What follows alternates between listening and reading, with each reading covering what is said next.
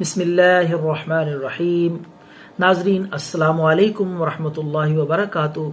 नाजरीन, आज का नुस्खा एक सीने का राज है, एक हकीम का, माहिर हकीम और सन्यासी। उसने ये बड़े एहसान समझते हुए ये नुस्खा दिया है, लेकिन मैंने काफ़ी इसबिलिल्लाह आप तक पहुंच जाए, क्योंकि मेरे पास जो भी है इल्म अल्लाह ने अता किया है, हिकमत के नुस्खे अता किए हैं, वो अमानत है। मैं चाहता हूं कि वो आप तक मुंतकिल कर दूं, बजाय ये सीने के राज, ये कीमती नुस्खे मैं लेके साथ ही दफन हो जाऊं, तो ये सदका जारिया बन जाए, आपका फ़ायदा हो जाए। तो ये कीमती नुस्खा जोड़ों के दर्द के लिए, वो हजरात जिनके घुटनों में, जोड़ों में दर्द रहता है, नमाज पढ़ना उनके लिए मुहाल और मुश्किल है, उठने बैठने में दुश्वारी होती है, चलने में मुश्किल का, परेशानी का सामना करना पड़ता है, तो जोड़ों में दर्द हो, दर्द गैंठिया का दर्द हो या कमर दर्द हो, हर किस्म के आसाबी पट्टों के दर्द के लिए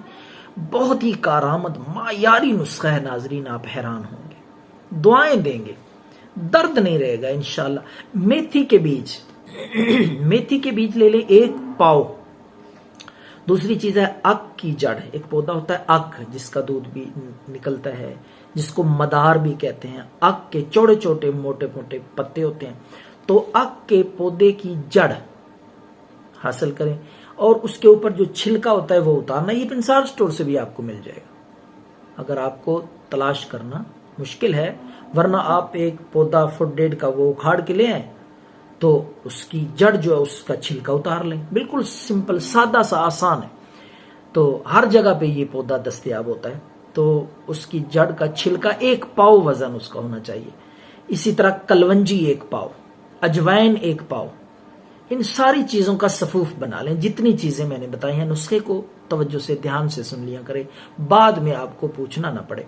तो सफूफ बना के आधा चम्मच दिन में 2 बार, सुबह और शाम, दूध के साथ, इंशाअल्लाहुल अजीज दर्दों का खात्मा हो जाएगा।